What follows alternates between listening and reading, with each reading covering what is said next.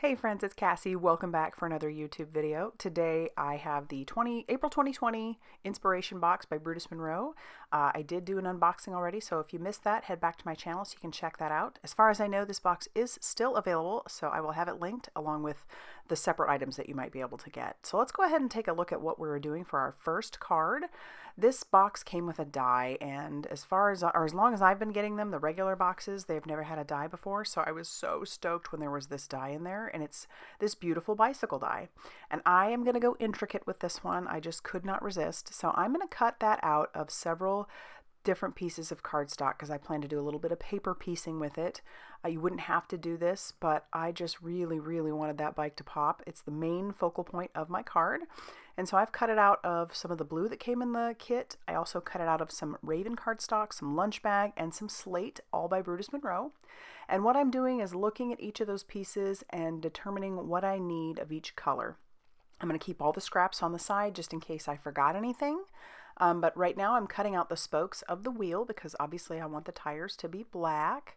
And so it does take a little bit of time, but honestly, I had some music on, I was jamming away, and it really just was fine. It was fun for me.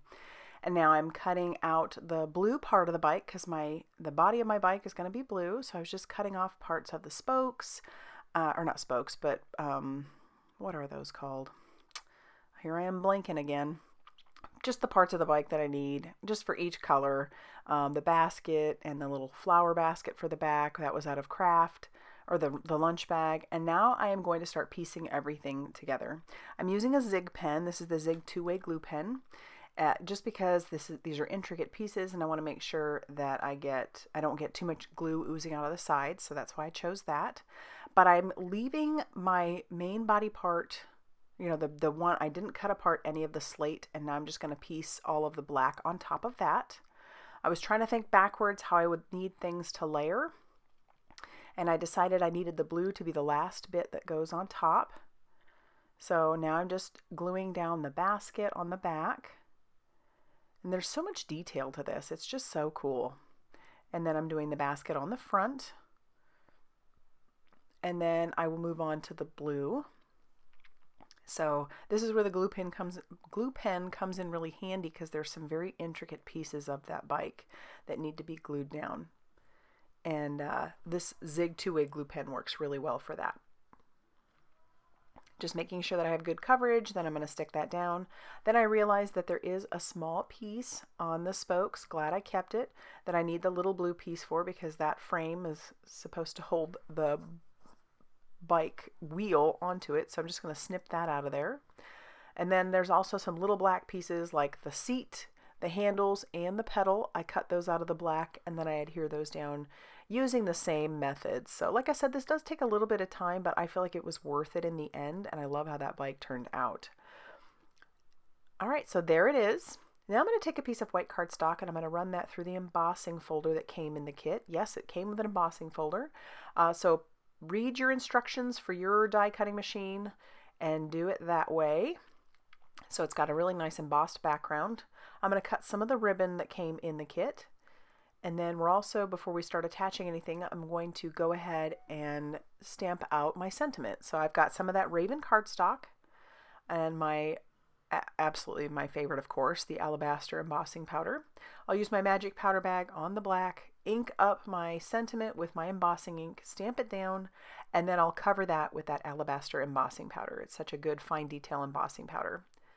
I know there's a lot of white embossing powders out there, and I've tried just about all of them. So now I'm going to heat set this with my heat tool, just making sure that that is smooth and melted, and then we'll put it into our guillotine trimmer to trim out the sentiment. And then I'm going to give it a bit of an angled cut at the end, so I'm just going to stick that back in there. You could just do this with your scissors, but I already had my guillotine trimmer out. And now we'll start actually assembling. I'm going to use a little bit of score tape. This is just the 1/4 inch score tape on the ends of my ribbon. I don't go all the way across. I just decided I didn't need to. And then I'm going to use my glass mat to try and line that up where I might want the ribbon. I'll stick it down on one side, and then I will put it back down on my glass mat to make sure that I have it fairly straight before I adhere down the other side. And then once that is adhered, we're going to pull out our liquid glue and adhere down our sentiment. And then we're going to use our reverse tweezers to hold our bike in place, and we'll use our glue to adhere this down. Very easy peasy. And then the kit did come with some little paper flowers, so I decided that I wanted to put some of those paper flowers in the basket. I thought that would just be so fun. You could very easily do more paper piecing with those flowers if you wanted, but I just decided since it came with paper flowers, it was like the perfect combo. So I'll just tack those babies down. Very fun. And it even came with a couple of big flowers. I decided not to put those ones down though. All right, for our card base, we are, of course, going to be using some Not Your Mama's heavyweight cardstock. This is 130-pound cardstock, so it is very heavyweight. So how I like to do it is I score it on the one side, and I'll flip it and score it on the other side, just to break up those fibers a little bit more so that it makes it a whole lot easier to fold. But this is such a great card weight and card base as well.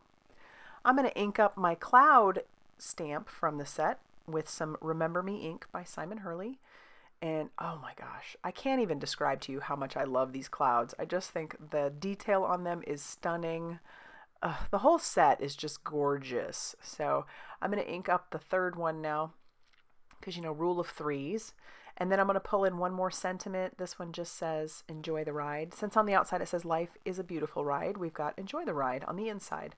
And then I've got plenty of room to write to my recipient. Then I'll use my liquid glue to tack down my card panel to my card base. And then I decide the flowers needed a little something in the middle, which you could use your sequins, but I went ahead and grabbed some, I didn't write it down, but this is one of the Nuvo drops. If I remember, I will have it linked down below, but I didn't write it down. So there you go. There is our first card out of 5.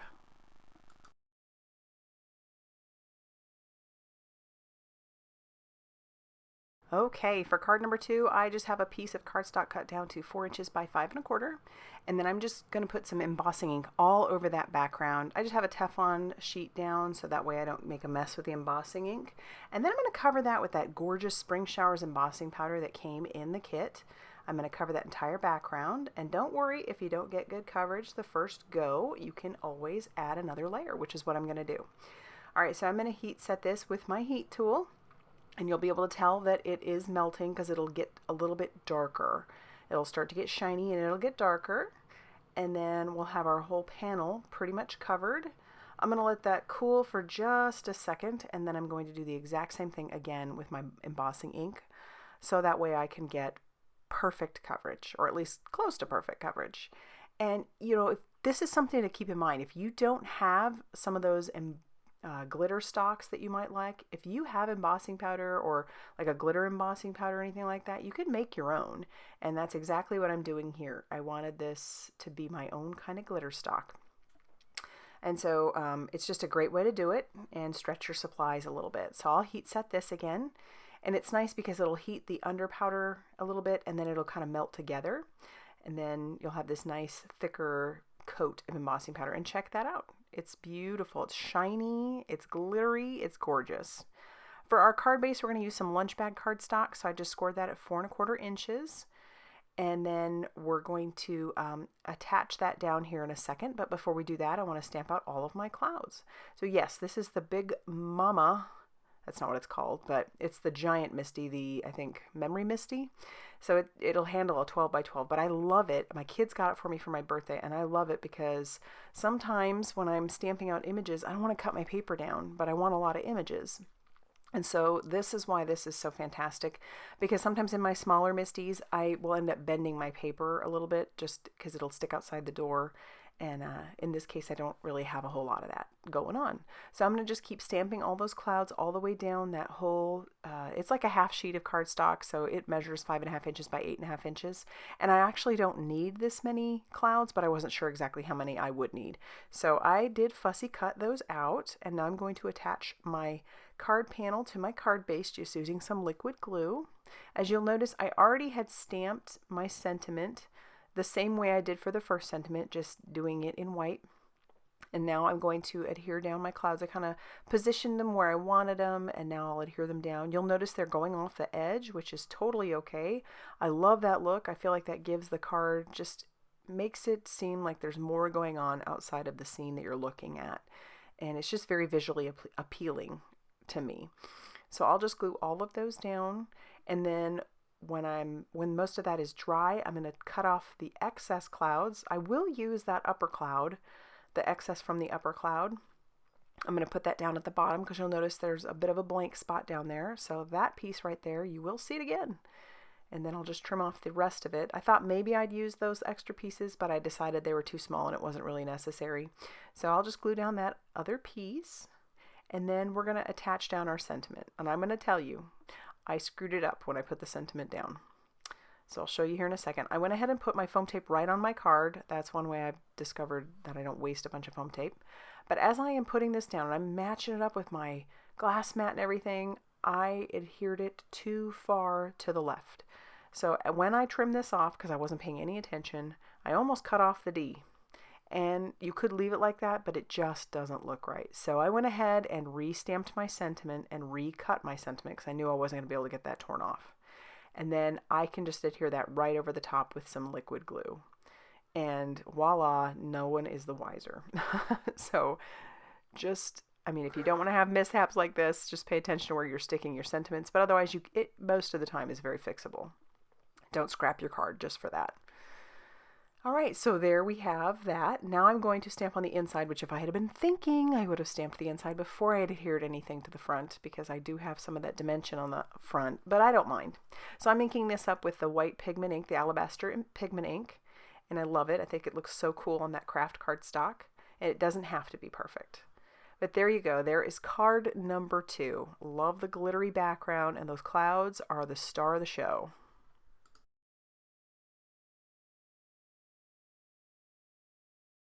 All right, for card number 3, you kind of knew it was coming. I said in the unboxing I was probably going to make a shaker, so I did. I pulled out the foundation dies, the rectangle and the circle, and I went ahead and cut out, using the biggest foundation die, I cut out the glitter stock that came in the kit. That's the lilac glitter stock.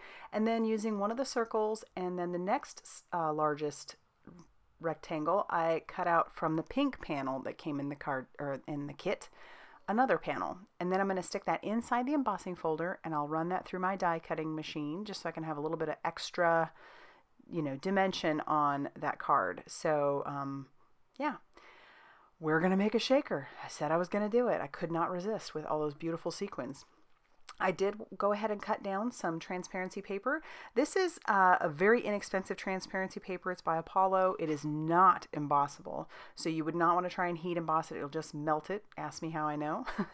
But it was so cheap. There's so much of it, and it works great. And I rarely emboss on my my transparency papers or my, acetate, so this works out fine for me.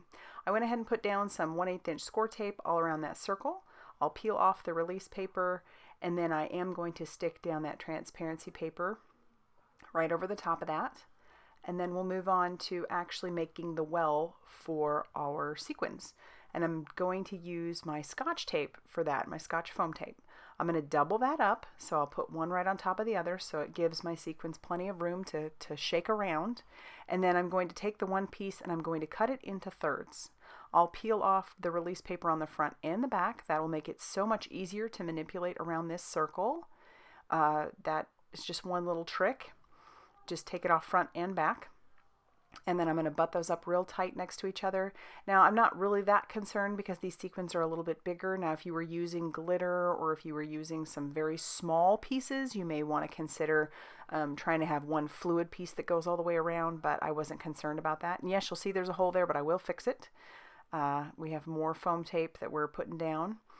And I know some people get really concerned about how ugly the foam tape looks on the back. They want everything to look fairly nice from the sides, and I would love that too, but I'm just not concerned enough about it to really make it that big of a priority, so I'm not worried about it. I am going to just stick down some foam tape here. I'll cut a square and then I'll cut that into a triangle so that I can have a piece up in each of those corners, and then will peel off all of the release paper, because I've discovered sometimes when you don't and you try to put your sequins or whatever you want to fill into your shaker, then if you try to pull off your release paper, if it catches, you'll shake up your stuff, and sometimes it can come flying out of there.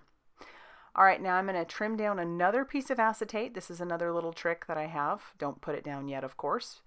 Just trimming it down, make sure that's going to cover the back. And then I'm going to take out my sequins and I will pour those into the well. I just love this little sequin mix. They're so pretty, so pretty. And yes, Miles wants to see. And Max even wants to see. So we're going to have both little guys checking it out. It would be different if Miles was willing to sit on my lap, but he's just not. He wants to be in everything. Max will sit there, not Miles though. Speaking of which, we had a little incident with the guys the other day, and I'll tell you when I start to do the coloring. But anyway, moving on, we're going to put some liquid glue just around that acetate, and then we'll stick that down to our glitter stock. And there's Miles again. He just can't stand it. All right, as you can tell, I already stamped out my image, which is the adorable Daisy bicycle. And so we're just going to color. And I love how the detail on this allows some very forgiving coloring. There's so much detail that you don't have to go too crazy with adding your own detail with extra colors. All right, so talking about the boys, what they did the other day, my daughter was doing some painting and she'd left it on the table thinking no big deal. She stepped outside with us for a minute because we were sitting outside enjoying the weather. And she's like, I'm going to go check on the boys. So she goes back in and she panics. She's like, Mom, I need you now. So I go in and I kid you not, Max was all up in that paint. Thankfully, it was non-toxic. He wasn't licking it or anything like that, but he had it up in his armpit, and it was purple. So it did at first, when you first glanced, it looked dangerous. Like, oh my gosh, what did he get into? Like, how did he hurt himself? But thankfully, that was not the case. And Miles was just he gingerly put his paws in it. That was the most he did. But we did have to bathe them, which was, oh my gosh, that was a sight to see. All right, so I did go ahead and I fussy cut out my bike, and now I'm fussy cutting out my sentiment. I just figured that would look really nice up on the top there. I'm going to glue those down with just some liquid glue. We don't need any more dimension. We've got plenty of dimension. And so we'll just glue those both down using that same liquid glue. And then we're going to use another Not Your Mama's heavyweight card base. And again, I'm going to go ahead and adhere that to the front of that card base just using that same liquid glue. You'd think I'd learn, I'd stamp on the inside first, but I never do. Obviously what I'm stamping here isn't that big of a deal, and I'm not stamping it over the other side, but if you mess up your stamping and you've already adhered everything, you could have problems. So learn from me, maybe do your stamping first. And there you have it. We have a fun little shaker card. I love how that one turned out too.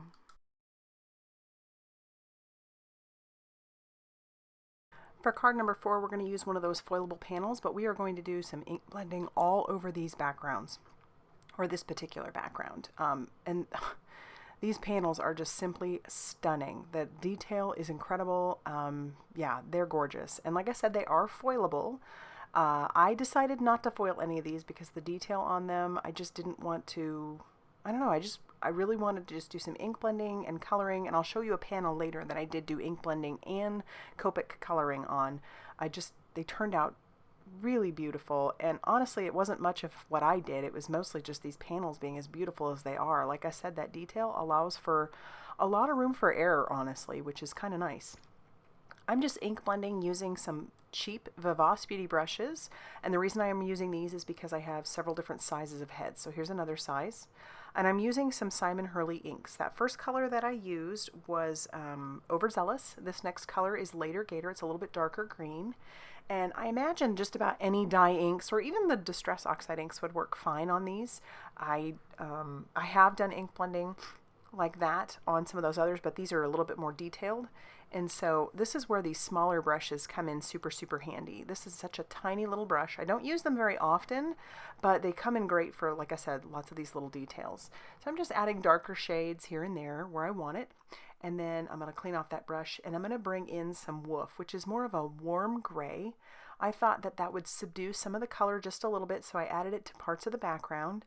And then it's almost like you get a whole nother green color in there, because it'll layer over the green pretty nicely so that the like the overzealous and the later will pop through just a little bit, which is nice. And so I'm just adding that in there, it's like shading and shadowing, just adding darker spots here and there. And I like how that's coming along. And then I'm going to come in with the Gur ink, which is a brown ink, and this is a thin beauty brush. So this one is, I don't even know what they would be used for. Don't ask me. I know that they're beauty brushes and they're for something on your face, but yeah, I don't do much on the face. I'm just saying right now, if I tried, I would probably get a little too crazy, kind of like I do with my cards, and I'd look like a clown. So Cassie doesn't do much to the face. So anyway, I'm using these tiny little brushes that are just perfect for detailing on cards and using ink, and just adding some shading and shadowing here and there. I'm going to come in with the color Remember Me. That's going to be my sky once I get things kind of cleaned off, because you do want to clean off your brushes in between. So I'm going to come in with that Remember Me, and it's pretty dark here at the edges, which is fine. That's kind of what I wanted. I want it to be darker around the edges of my images, and then I'll slowly bring that color out just a little bit. And that's by you can use a really heavy hand and also use a very light hand. Using a light hand will still put down some color, but it'll be very, very subtle. And so I'm going heavy-handed just around the images, and then going much, much lighter as I go out. Because I have noticed with the blending, the color wants to kind of sit right on top there and not go too much further. But if you, like I said, just variate how much pressure you are using, and you'll end up with a really nice look. And practice, that's of course always the thing. But I really am enjoying how these are turning out. I'm going to come in with some more of that woof at the bottom, just to kind of add a little bit of, subdue those colors just a little bit around the edges. And then we'll get ready to do some stamping on the inside. But isn't that cool? I think that turned out really, really fun. And they are foilable. You just need to run them through your laminator. I'll stamp my sentiment right onto the panel, which of course I was a little bit nervous about, but just go with it, go for it. You get 2 panels of each. And then for my inside, once again, that is some Not Your Mama's heavyweight cardstock. I'll pull the Remember Me in, because that'll tie the outside to the inside. And I'll just stamp those clouds randomly like I did on one of the other cards. Those clouds, again, are fantastic. You'll be seeing those again. And then, like I said, just randomly stamping those clouds all over, mostly to the top and to the upper outside bits. I go crazy here, and I take some risk, and I stamp my sentiment right over that center fold. Like I said, man, I sometimes just, I take risks, but that's okay. It's just paper. I'll adhere my card panel to my card base, and then I'm going to add some of the sequins that came in the kit, just using my crystal katana and some liquid glue. And I just put a few on there. And then when that is done, that'll finish off our card. I do love the way this turned out. I just think it's so pretty, so fun, and the detail on those panels, my goodness.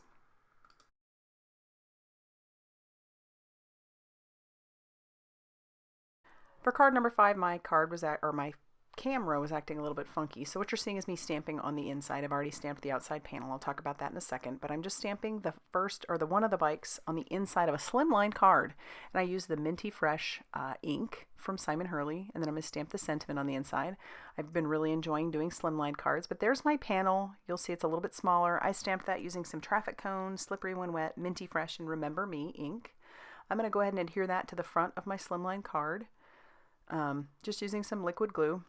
I do apologize that you didn't get to see the stamping, but it's nothing any different than, any other stamping that I've done. So there was no special technique here, just the fact that it was a slimline card. And by slimline, I mean I cut it to 7 inches by 8.5 inches and then scored it at 3.5 inches. So that way, like I said, slimline card. The sentiment I wanted to use wouldn't fit on a slimline, so I grabbed a different one, and my camera decided to poop out again. When I'm doing this much filming in a day, it just doesn't work so great. So I stamped it on some of the blue that came in the kit, and then I trimmed that down and adhered that to the front. Now let's go ahead and take a look at the cards that I did make. I made 5 cards for you. Here's the first one, and then we'll go through the rest of them. I did go ahead and make up another panel. I didn't adhere it to a card, but it'll be super easy to do. I'll show you that panel here in a second. I would love to know what you think of all these cards. If you had a favorite, please leave that down in the comment section down below. As I've said before, that's always one of my favorite things that I just love, is hearing what you guys think. But there's the panel I made. So again, leave your comments down in the comment section and give this video a thumbs up if you did like it, and subscribe if you haven't already done so. And as always, I will see you very soon in the next video. Goodbye, everybody.